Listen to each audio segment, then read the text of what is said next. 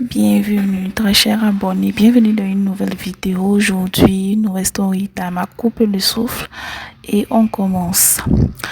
Bon, vous savez, des story time, des histoires vraiment réelles qui marquent beaucoup l'imagination et le vécu de certaines personnes. On va commencer avec une story time d'une personne qui a vraiment existé et tout. Bon, ici, on se retrouve à Abidjan, en Côte d'Ivoire, bien sûr, dans la commune du nom de Ayama, située dans les périphéries d'Abidjan. Dans cette commune vivait un monsieur appelé Théodore Aboya.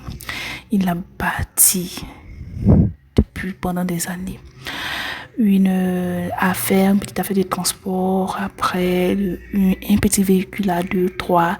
Il faisait la ligne Ayama Plateau, la commune des affaires.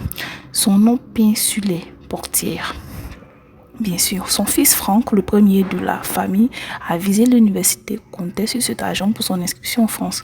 Tout était prêt, la date fixée et tout.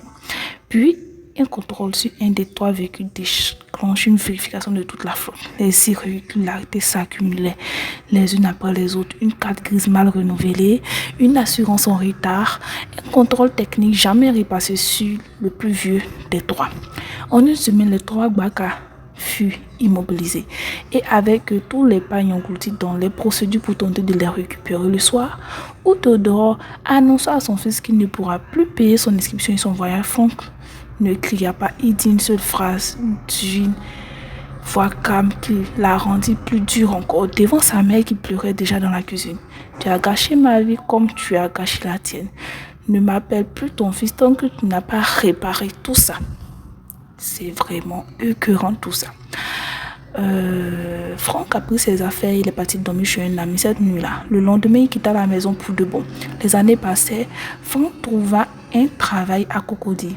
Se refit une vie sans l'université qu'il visait, mais avec de la fierté quand même, celle qu'on construit seul. 2 fois, sa mère organisa des repas de famille, espérant qu'il croise son père. 2 fois, Franck trouva un prétexte pour ne pas venir. Une fois, son père lui envoyait un message pour son anniversaire. Franck le lui ne répondit jamais, ne sut jamais que son père avait 20 minutes à écrire avec ses doigts sur le papier.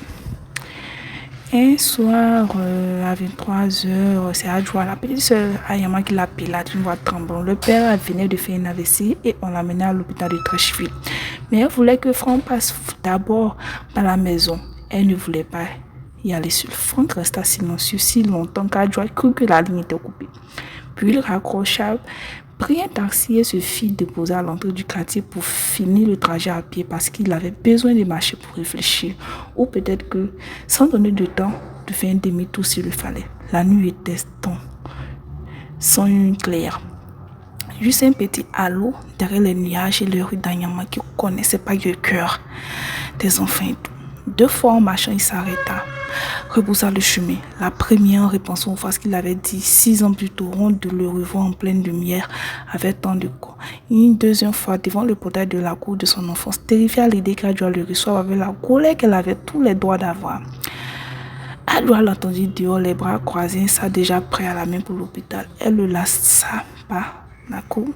6 ans, Franck, la porte d'une seule maison, que je jette.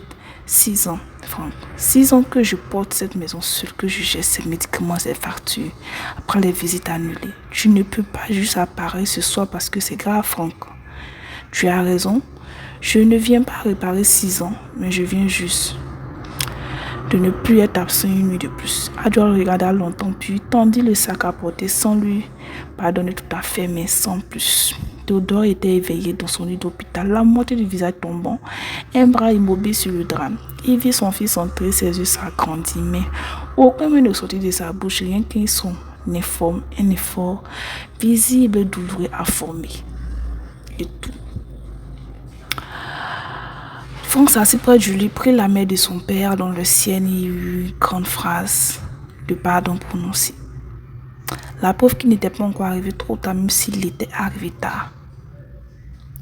Les regards, ils se sont regardés et tout. Franck n'a pas marché vers Anyama avec la certitude d'un pardon. Il a marché sans le savoir quand on marche et tout.